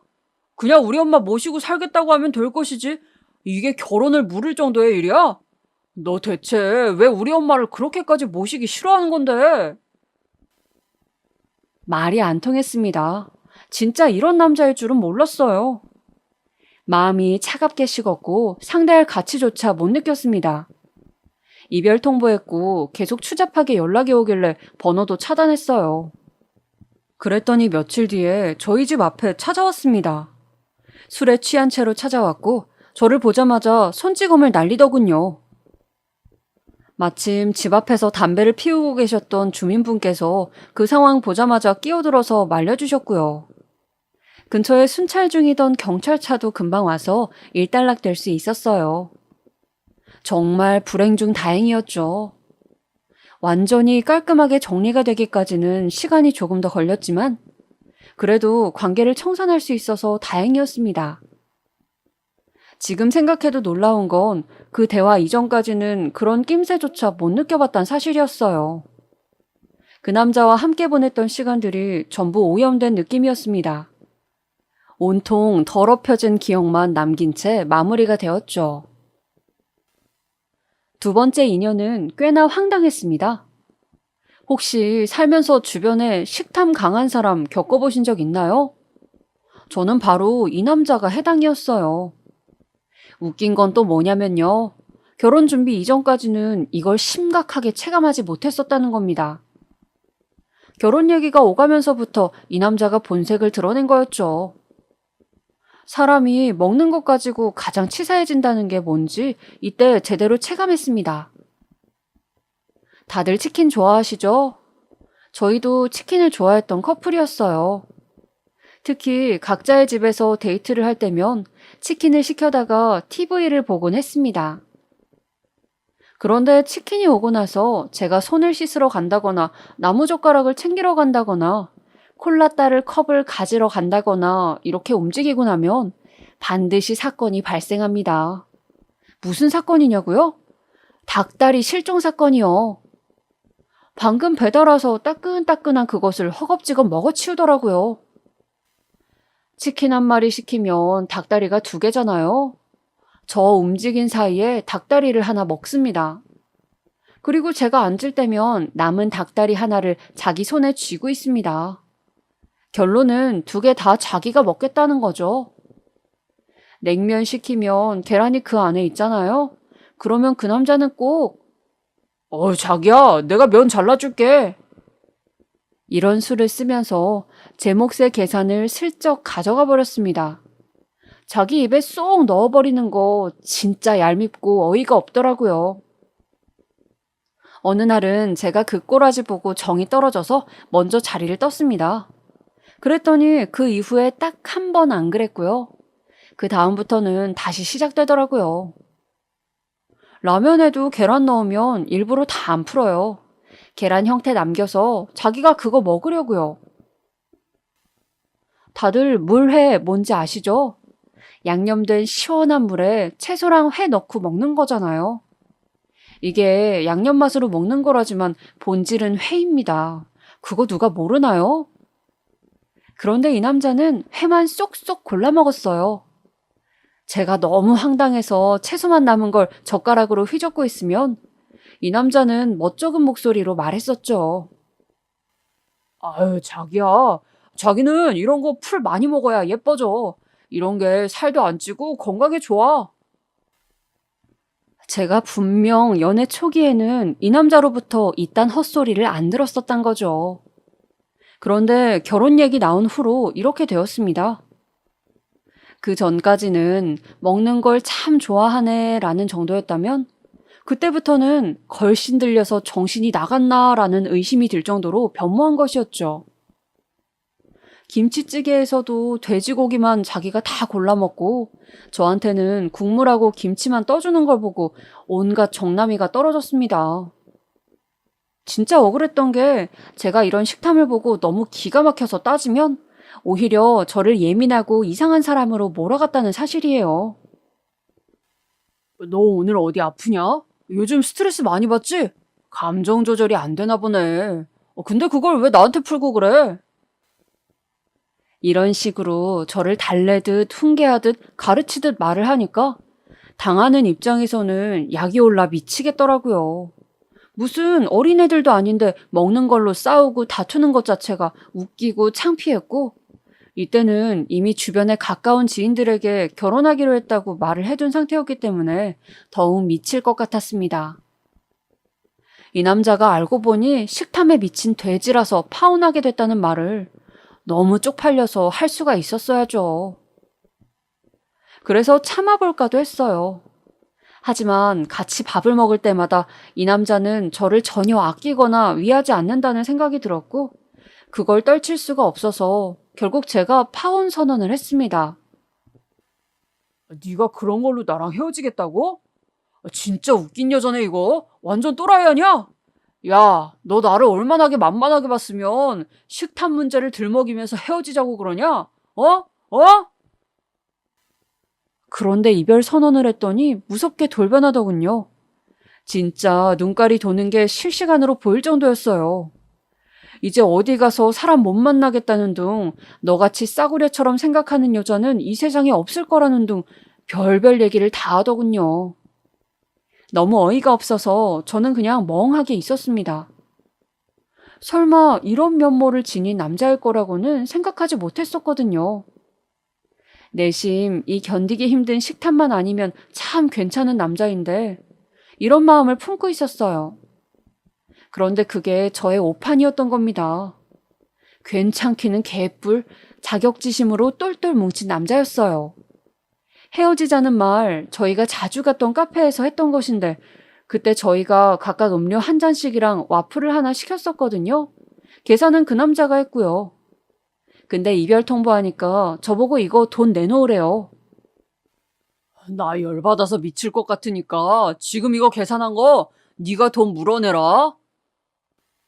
대체 내가 왜? 이거 와플도 오빠가 시켜서 오빠가 먹은 거잖아. 사람 마음 가지고 장난질 다 쳐놓고 결혼 얘기까지 다 나온 마당에 그딴 개소리로 헤어지자고 하는 여자한테 설마 내가 이런 것까지 계산해야 된다고? 너 지금 그 소리 하는 거야? 그리고 너 와플 한 입 먹었잖아. 네 포크에 묻은 자국이 다 말해주는데 어딜 발뺌하고 지랄이야. 와, 그 조용한 카페에서 고래고래 소리를 지르는데 저 진짜 살면서 창피해서 눈물 나보긴 처음이었어요. 이런 말까지 할 수 있는 남자일 줄은 몰랐습니다. 어떻게든 안전하게 이별할 수 있어서 그나마 다행이라고 생각했네요. 많이 먹는 거, 식탐 부리는 거, 그것 자체로는 용납할 수 있습니다. 그런데 그 과정에서 상대에 대한 배려가 조금도 보이지 않으니까 제가 도저히 결혼 상대로는 안 되겠다고 판단했던 것이었죠. 그러니 제가 다음번에는 얼마나 심사숙고했겠어요. 세 번째 인연이었죠. 저는 두 번째 그 식탐 많은 남자랑 헤어지고 나서 너무 크게 데인 나머지 연애 생각이 없었어요. 그런데 첫 직장에서 정말 친하게 지냈던 분이 소개팅 좀 받아보라고 하도 그래서 어쩔 수 없이 소개받았던 남자가 세 번째 인연이 되었습니다. 벌이 수준이라든지 집안 경제력이 저보다 위였어요. 이혼 가정도 아니었고 식탐은커녕 오히려 살짝 입이 짧은 편이었습니다. 이상하다. 내가 그 걸신 들린 미친놈을 겪어봐서 그런가 입이 짧은 편이라 음식을 즐겨 먹지 않는다는 게 왜 이렇게 괜찮아 보이지? 지난 실패담이 저의 마음을 움직이게 만든 것이었어요. 연애하는 동안 큰 문제 없었고 정말 평범한 그 나이 또래의 연애의 표본이었다고 생각합니다. 정말 다 무난했어요. 그리고 그 남자가 저보다 가진 조건들이 조금씩 더 좋았기 때문에 그랬는지 제가 심적으로 의지하는 부분들이 꽤 있었습니다. 결혼 정년기에 만났으니 자연스럽게 결혼 얘기가 나오게 됐었고요. 저희 만난 지 1주년 기념일 날에 데이트하는 동안 진지하게 결혼에 대한 생각들을 나눴습니다. 그래서 제가 그로부터 얼마 후에 그 남자 집으로 인사드릴 겸 가게 되었어요. 저를 저녁 식사에 초대해 주셨거든요. 참고로 그 남자한테는 여동생이 한 명 있었어요. 그러니까 저에게는 예비 시누이죠. 그 남자의 부모님까지 포함해서 총 5명이 식탁에 둘러앉아서 맛있는 저녁 식사를 먹었습니다. 신경 쓰신 티가 역력한 메뉴들을 보면서 저는 속으로 감탄 반, 감동 반, 심정을 가지고 음식을 먹었어요. 여기까지는 다 좋았습니다. 그런데 문제는요, 식사가 거의 다 끝나갈 때쯤 일어났어요. 어찌 보면 별거 아니었죠. 야, 가서 물 떠와. 그 남자가 자기 여동생한테 한 말이었습니다. 그랬더니 그 여동생이 입술 꼭 다문 표정이 되어서는 눈알을 크게 굴리더라고요. 불만이 있다는 표시였죠. 이런 날에는 오빠가 떠마시지 왜 나를 시켜? 중얼중얼 거리더군요. 그랬더니 그 남자가 코웃음을 치는 겁니다. 이게 하늘 같은 오빠한테 까부네? 야, 잔말 말고 바로 일어나서 물 떠와라. 셋 센다. 하나, 둘. 낮은 목소리로 말하니까 그 여동생이 마지못한 태도로 자리에서 일어났습니다. 저는 너무 놀라서 그때부터 남은 밥을 먹는 둥 마는 둥이었던 것 같아요. 그 여동생이 물을 떠다가 컵을 놔줬습니다. 그러자마자 그 남자가 자기 여동생의 등을 후려치더라고요. 행동이 굼뜨다면서요. 세게 후려쳐서 퍽 소리가 났는데 저만 화들짝 놀랐고 그 여동생은 아픈지 인상 쓰면서 툴툴거리며 자리에 앉고 그런데 그 부모님 두 분은 아무렇지도 않아 하시는 거예요. 당사자인 그 남자가 태어난 건 말할 것도 없었고요. 갑자기 머리가 띵 울리는 느낌이었습니다. 그 자리에서는 그냥 아무 말 안 했고요. 다음날 그 남자한테 그 일을 물어봤습니다. 그랬더니 그 남자 전혀 당황한 기색도 없이 이렇게 말을 하는 게 아니겠어요? 지금은 내가 엄청 봐주고 있는 거야. 예전에는 내가 그냥 확 날라차기로 한 방 먹여주고 그랬었어. 자기 여동생한테 날라차기라뇨? 장난으로 말하는 줄 알았는데 진짜더라고요. 태권도 배웠던 경력을 살려서 여동생을 향해 돌려차기 기술도 많이 했었다는 얘기를 자랑스레 떠들길래 그 앞에서 너무 당황스러웠습니다. 머리 때리는 건 기본이라는 대목을 듣고 나서부턴 그 남자가 불편하게 느껴졌어요. 내 동생인데 내가 때리는 게 뭐 큰일이라고 그래? 그리고 주기적으로 한 대씩 그렇게 때려줘야 애가 안 기어올라. 옛날에는 그냥 맞았는데 이제는 머리 다 컸다고 애가 대들더라고. 전혀 문제의식 없는 그 발언에 저는 정이 확 떨어지고 말았어요. 불만 없었던 연애, 저보다 나은 조건을 가진 상대와의 결혼, 이런 것들이 더 이상 매력적으로 다가오지 않았습니다. 나중에는 이 남자가 내 아내인데 내가 좀 때리는 게 뭐 어때서? 이런 식으로 나올 미래가 그려졌습니다. 결국은 이 남자와도 헤어지게 되었죠. 아니나 다를까 헤어지는 과정에서 못된 성격을 좀 드러내더군요. 저한테 질낮은 쌍욕을 줄줄이 내뱉는 모습을 보고 제 안에 남아있던 한 줌의 미련마저 증발했어요. 사귀는 동안 그런 폭력적인 면모를 발견한 적이 없었기 때문에 설마 그런 측면이 있는 사람일 줄은 몰랐습니다. 그리고 저는 마마보이도 아니고 식탐되지도 아니고 동생이랍시고 여자를 때리지도 않는 사람을 만나게 되었습니다. 사연에 빠지다가 익명의 창구니까 제가 솔직하게 정말 가감없이 밝혀보는 부분인데요. 제가 만난 이 네 번째 인연에는 색다른 문제점이 있었습니다. 혹시 지금 식사하시던 도중에 사연에 빠지다를 보고 계시는 분들이 계시다면 잠깐 멈춰두셨다가 식사 끝나시고 다시 재생 버튼을 눌러주세요. 왜냐하면 네 번째 인연 그 남자의 문제는 바로 대변 냄새였기 때문입니다. 농담하는 거 아니고 장난하는 건 더더욱 아니에요. 정말로 진심이었어요. 주변에서 저한테 너 남자친구랑 결혼한다는 거 아니었어? 그런데 헤어졌다고? 도대체 무슨 이유에서? 이렇게 물어봤을 때 저는 단 한 번도 진실을 밝힌 적이 없었어요. 남한테 이렇게 밝히는 건 지금 사연에 빠지다가 처음인 거예요. 도대체 뭘 먹고 그렇게 된 것인지 정말 궁금해서 미칠 지경이었을 정도로 대변 냄새가 지독하면서도 특이한 사람이었습니다. 저희 둘 다 어린 나이도 아니었고 매번 밖에서 데이트를 하기도 못해서 가끔은 서로의 공간으로 찾아가 시간을 보내곤 했어요. 그 남자가 금요일에 퇴근하면서 제가 살던 자취방에 왔다가 일요일 저녁에 자기 집으로 간 적도 몇 번 있었고요. 그렇게 되면 금요일, 토요일 이렇게 자니까 2박 3일이 되는 거잖아요. 이럴 때 제가 알게 되었던 거예요. 그 엄청난 대변 냄새를 말이에요. 이렇게 글로 적힌 걸로 접하시니까 이 사연을 들어주시는 분들은 그 냄새가 얼마나 심각했는지 상상할 수 없으시겠죠?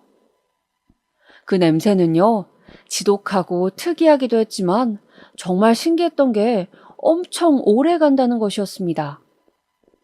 냄새 분자가 다른 건지 환기도 잘 안 통했어요.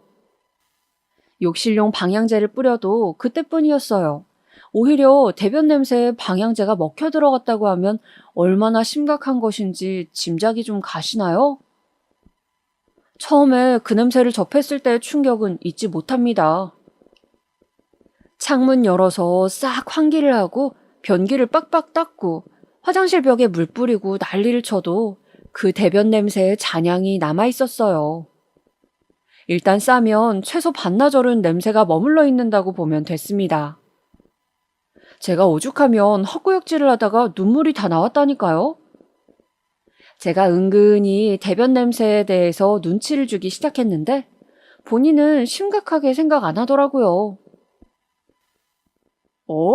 이상하다. 난 잘 모르겠는데 요새 속이 좀 안 좋아서 그런가? 내가 요즘 소화가 잘 안 되긴 해. 이렇게 태연하게 맞받아치는데 그거 아니거든요. 하루 이틀 그런 냄새가 아니었어요. 그 남자만의 대변 냄새는 가히 독보적이었고 시간이 가도 나아지지 않았어요. 그런데 위에서 밝혔다시피 저희 집이 결코 부유한 편이 아니거든요. 이때는 저도 사회생활 꽤 해서 모아둔 돈도 있었지만 그렇다고 풍족하게 결혼할 수 있는 형편이 되는 건 아니었습니다. 이 남자도 모아둔 돈의 액수가 큰 건 아니었고요. 그래서 결혼을 한다면 소박하고 지극히 현실적인 첫 출발을 해야 하는 상황이었어요. 좋은 말로 아기자기하게 말이죠. 저기 있잖아. 우리 결혼하면 신혼집에는 꼭 화장실 2개 있는 곳으로 가자. 제가 조심스러운 말투로 강력하게 주장한 건 화장실 2개짜리 집이었습니다. 하지만 그 남자는 이상하게 완강했어요. 굳이 사치를 부리지 말재요. 일단 방 2개, 화장실 1개 정도의 무난한 조건에서 집을 봐야 한다는 겁니다. 진짜 너무너무 신경이 쓰이더라고요. 같이 데이트를 하다가도 그 남자가 화장실을 가면 제 머릿속에는 대변 냄새 걱정밖에는 안 남았습니다. 저는 자신이 없었어요. 그 독특하고 신기하기까지 한 대변 냄새를 끌어안고 결혼할 자신이요. 결국 이 문제 때문에 그 남자와는 말다툼을 몇 번 하게 되었고 결혼에 대한 의견을 사이좋게 주고받았던 저희는 끝내 헤어지게 되었습니다. 지극히 현실적이라서 허무하기까지 한 만남이자 이별이었어요. 그런데 제가 사연의 서두에서 가장 먼저 밝힌 바 있었죠? 저희 엄마가 점집에 가셨다가 저에 대한 이야기를 듣고 오신 거예요. 저에게는 5번의 나쁜 인연이 있을 예정이었던 겁니다.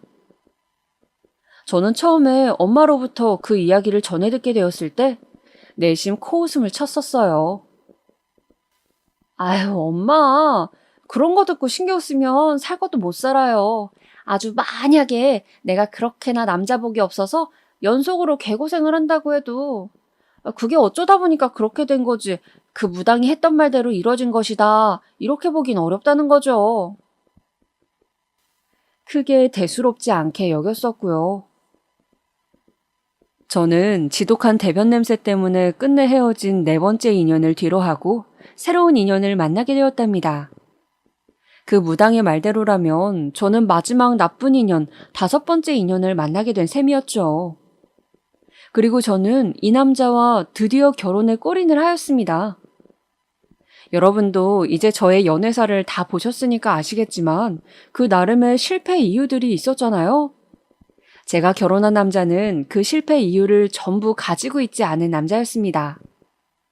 저는 꼼꼼하게 이 부분들을 다 체크하면서 물어봤죠.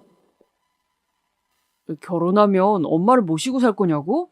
아니, 내가 왜? 미쳤어? 결혼하면 당연히 너랑 둘이서만 살아야지. 왜 우리 엄마를 모시고 살아? 절대 그럴 생각 없어. 뭐? 특별히 식탐 부리는 음식이 있냐고? 글쎄, 잘 없는 것 같은데. 너도 알다시피 나는 한식 좋아하잖아. 그냥 한식이면 다 잘 먹고 밥 종류는 양이 적어. 난 과자가 좋아. 하루에 과자 한 개씩만 먹으면 나는 먹을 거에 욕심 없어. 내가 여동생이랑 거칠게 몸싸움 해본 적 있냐고? 그럴 리가. 네가 직접 봐서 알잖아. 나 걔랑 안 친해. 마지막으로 사이좋게 놀아봤던 게 중학교 1학년 때였나? 그 이후로는 그냥 혈육 그 이상 그 이하도 아니야. 그리고 이 남자한테는 특별한 대변 냄새 문제가 없었습니다. 일단 제가 겪었던 실패 이유를 전부 다 소유하고 있지 않았으므로 괜찮았어요. 무엇보다 이 남자는 경제력이 뒷받침되었습니다. 집안이 원체 부유했다거나 안정적인 직업을 가진 것은 아니었어요. 남성용 액세서리 쇼핑몰을 운영하고 있었거든요. 인터넷으로 옷이나 시계, 신발 쇼핑하는 거 있잖아요. 바로 그런 곳을 운영하고 있었습니다. 그리고 무엇보다 이 남자는 주식으로 인생 역전을 한 케이스였어요. 전문적으로 주식 공부를 해본 적도 없었다고 했고요. 마치 초심자의 행운 같은 게 따랐다고 봐야 했죠. 갑자기 돈이 많아지니까 주변에 이상한 사람들이 많이 붙더라. 내가 순진했던 거지. 돈 많아진 걸 숨기지 않고 티를 내고 다녔으니. 그러다 보니까 진짜 별별 이상한 여자들도 나한테 많이 접근을 해왔던 것 같아. 이 남자를 등쳐먹으려고 콩고물 떨어지는 거 받아먹으려고 한 사람들이 많았대요. 특히나 돈을 목적으로 다가온 여자들이 많았다고 했습니다. 어느 날 그런 관계들에게 회의감이 들더래요. 한동안은 인간관계 다 끊고 혼자 우울하게 지내기도 했다고 했고요. 내가 배운 게 없고 머리가 든 게 없는 놈이라고 나를 우습게 보고들 내 돈만 노리고 달려드는구나. 이런 생각에 사로잡혀 벗어날 수가 없었다고 합니다. 그러다가 진짜로 우울증이 와버린 거예요. 치료받던 도중에 만난 사람이 바로 저였습니다. 우연히 다리가 놓아져서 만났을 뿐인데 이 남자는 저를 만나면서 많은 위로를 받게 되었대요. 저는 당연히 이 남자가 현금 부자라느니 그런 걸 모르고 만났던 것이었습니다. 그냥 사귀면서 편하다는 생각을 했을 뿐이에요. 진지한 관계로까지 발전했다가 파탄난 지난 전적의 놈들을 겪어봤었기 때문에 이 남자에게도 큰 기대가 없어서 그냥 부담 없이 대했어요. 늘 솔직하게 굴었고요. 그런 저의 모습을 보면서 되려 이 남자는 제가 되게 괜찮은 여자라는 생각을 해버렸던 겁니다. 저한테 결혼 얘기를 먼저 꺼내면서 자기 재산도 공개했어요. 솔직하게 말하자면 돈이 꽤 있길래 마음이 동했던 것은 사실입니다. 저도 사람인데 당연하죠.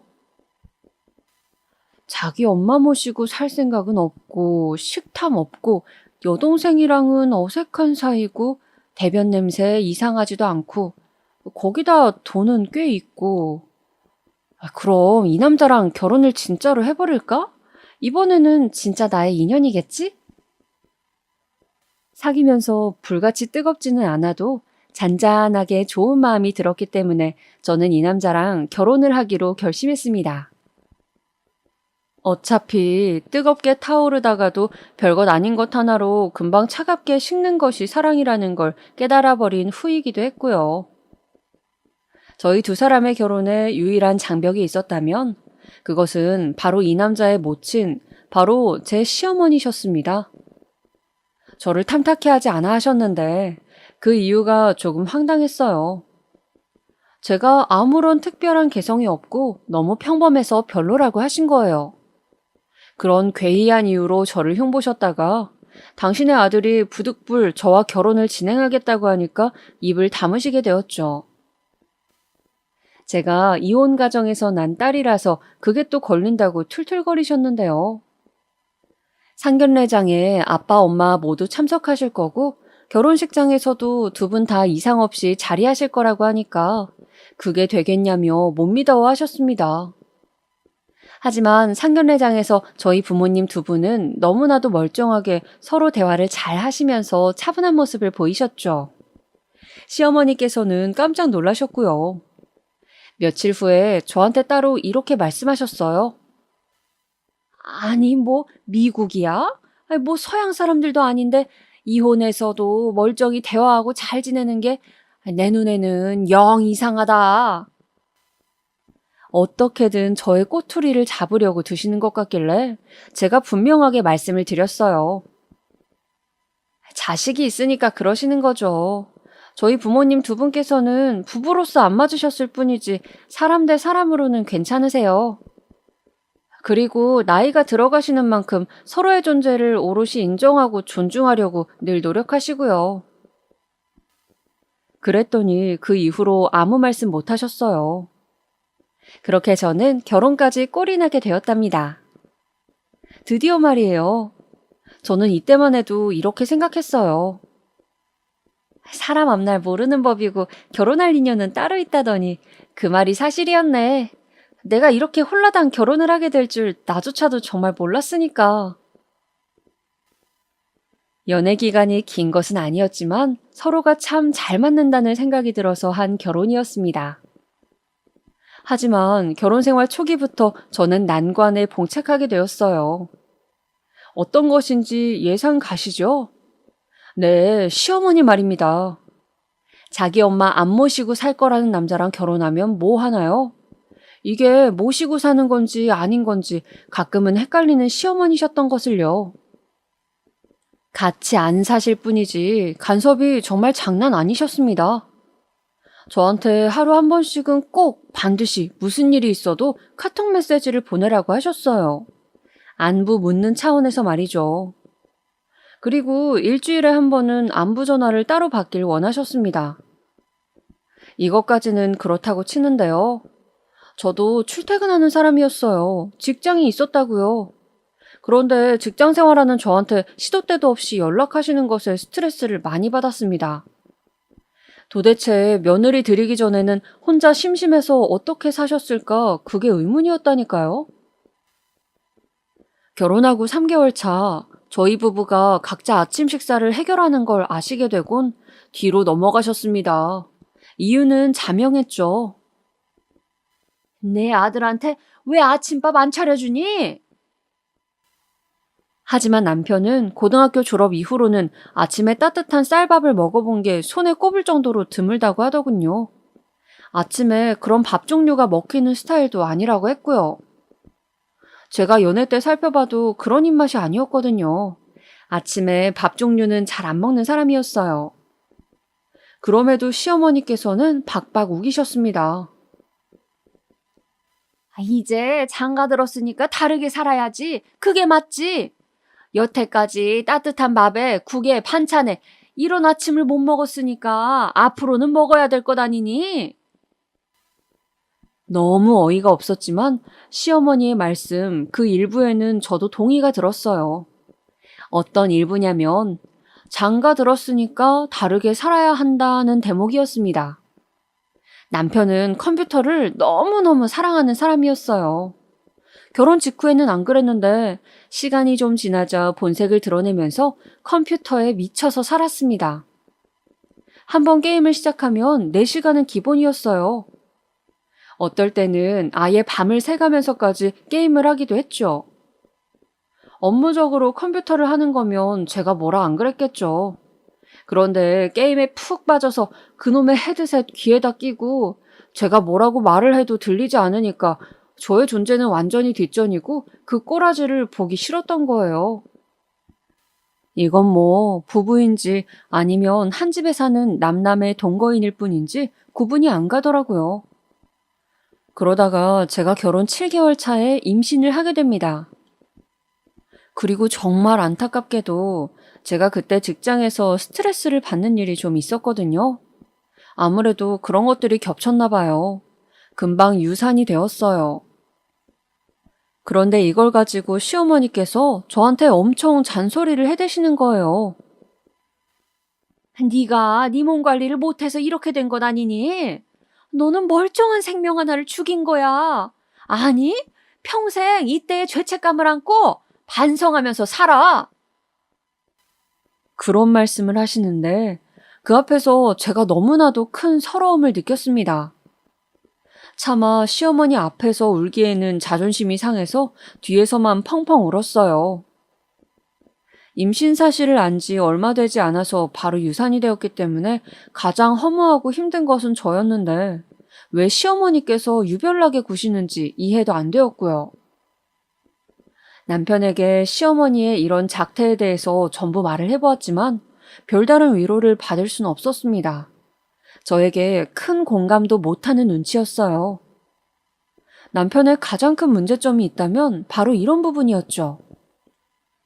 자기 감정, 자기만의 감수성, 이런 것엔 예민한데 남의 슬픔이나 아픔은 기피하려고 들었어요. 남의 감정을 자기 안으로 끌어들이려고 하지 않았습니다. 막말을 퍼부은 시어머니나 자기 아내가 유산했음에도 진심 어린 위로를 건넬 줄 모르는 남편. 이 사건으로 저는 충격을 받았고 이직을 택하게 되었어요.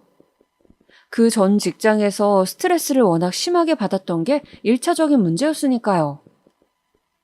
이직한 직장은 거의 재택근무로 업무를 처리하는 곳이었습니다. 한 달에 사무실 출근하는 횟수는 10번 정도 되었고 나머지는 집에서 근무하는 방식이었죠. 제가 집에서 머무르는 시간이 늘어나면 남편도 정신 차리고 바깥 활동을 하면서 게임에 몰두하는 시간도 줄어드는 효과가 있을 것이라 기대했습니다. 지지부진한 인터넷 쇼핑몰도 좀 더 신경을 쓰길 바랐고요. 이직을 하고 나서 집에 있는 시간이 늘어나다 보니까 저는 자연스레 집안일에도 할애를 더 많이 하게 되었는데요. 이때부터 본격적으로 가계부를 쓰기 시작했는데 완전히 골머리를 앓았습니다. 이럴 거면 차라리 모시고 사는 게 더 낫지 않나 싶을 정도네. 시댁 식구들에게 들어가는 돈이 왜 이렇게 많아? 이 정도면 다달이 500만 원은 되겠는데? 속이 부글부글 끓더라고요. 너무 막대한 돈이 시댁으로 들어가고 있었으니까요. 하지만 저는 이 문제로 가타부타 말은 안 했습니다. 왜냐하면 그렇게 들어가는 돈의 출처는 남편이었으니까요. 남편이 자기 돈에서 자기 집안에게 떼어준다는데 제가 그걸 가로막을 명분이란 부족해 보였습니다. 한쪽이 경쟁력으로 기우는 결혼을 하면 이게 문제인 것 같았어요. 확실히 주도권, 발언권이 돈이 더 많은 쪽에게 있다는 느낌을 지울 수가 없었죠. 시댁에 들어가는 그 큰 돈 아껴서 열심히 모으거나 재테크를 하면 저희 부부의 미래에 더 도움이 될 거라 생각했지만 어차피 씨알도 안 먹힐 것 같아서 저는 말을 참고 있었습니다.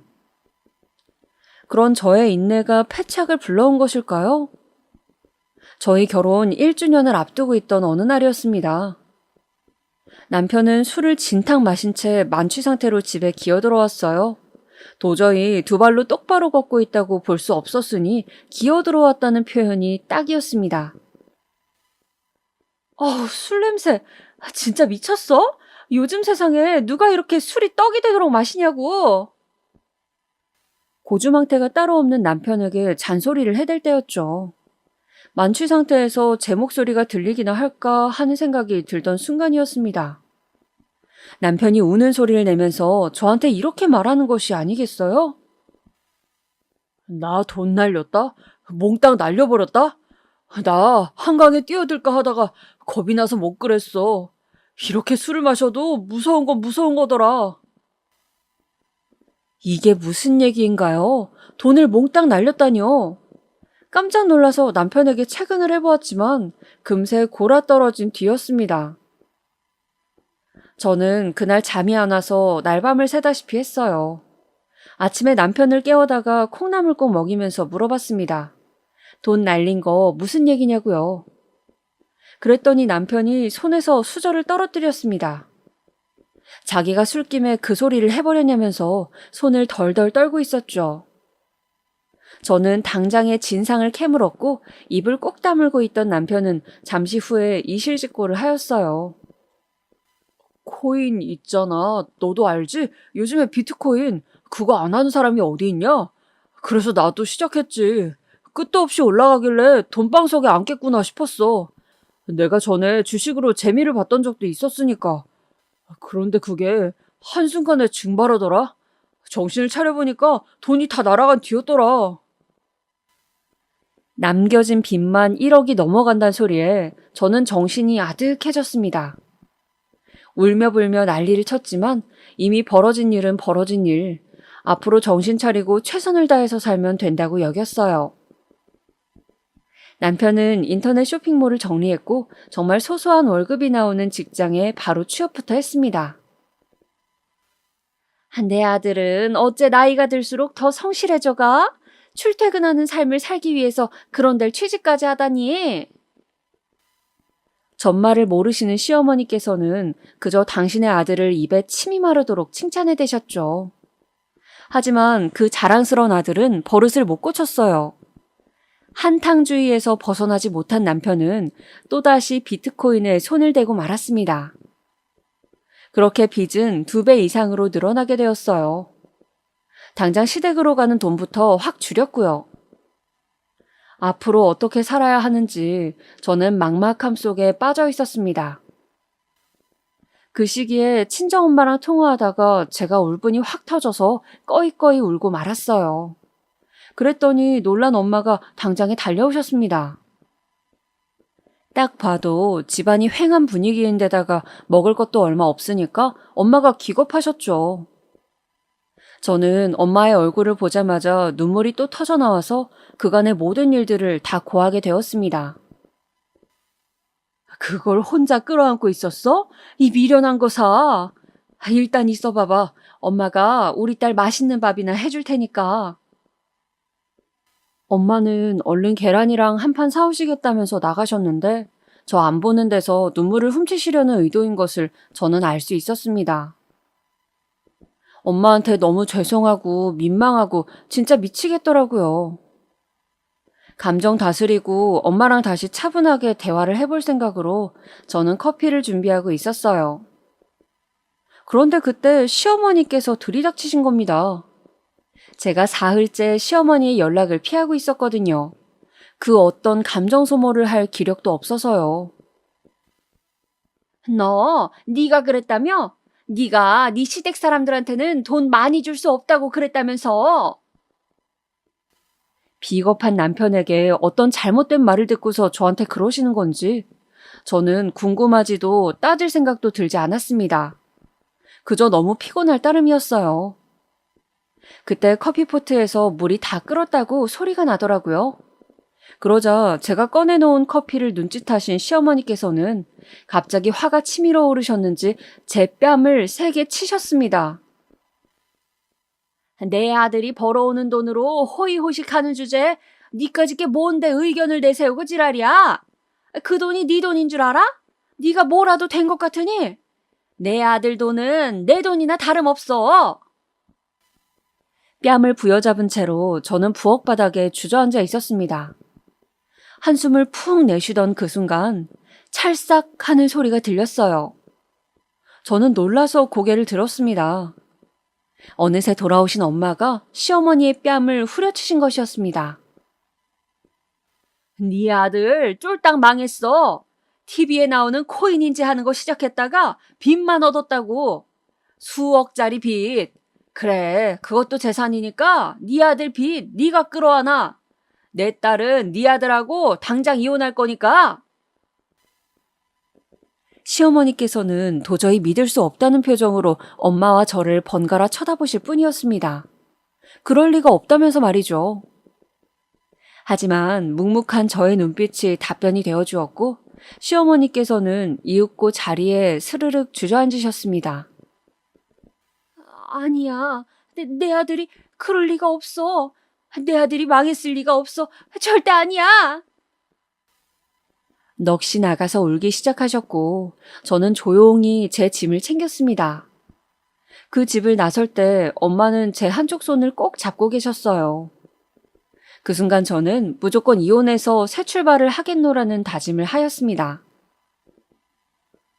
1년의 일들로 제 정신력이 너무 약해져 있었는데 정신 차릴 결심이 든 것이었죠. 크고 작은 사건들이 또 있긴 했습니다만 결국 저는 무사히 이혼을 할 수 있었습니다. 이렇게 5번의 인연이 떠나갔어요. 옛날에 그 무당말이 사실이었다면 저는 앞으로 진짜 백이 인연을 만나게 되는 걸까요? 솔직히 아무런 기대는 없어요.